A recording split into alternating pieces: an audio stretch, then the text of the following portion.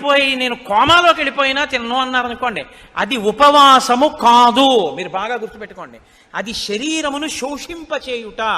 అలాగని నేను ఉండలేనండి అని ఎప్పుడూ తినకూడదు. ఎప్పుడో అప్పుడు ఉపవాసం ఉండాలి. 3 గంటలు ఉండగలవా? ఉండు. 4 గంటలు ఉండగలవా? ఉండు. అరగంట ఉంటానండి అని చెప్పి ఇడ్లీ 8ంటికి తినేది 8:30కి తినకూడదు. ఏదో ఒక రోజున నువ్వు ఉండగలిగిన వ్యవధి చూసుకుని ఉపవాసం చెయ్యాలి. ఆ ఉపవాసంలో ఏం చెయ్యాలి అంటే, మీరు రోజల్లా ఉపవాసం ఉన్నారనుకోండి, రోజల్లా ఉపవాసం అంటే అర్థం ఏమిటో తెలుసా అండి?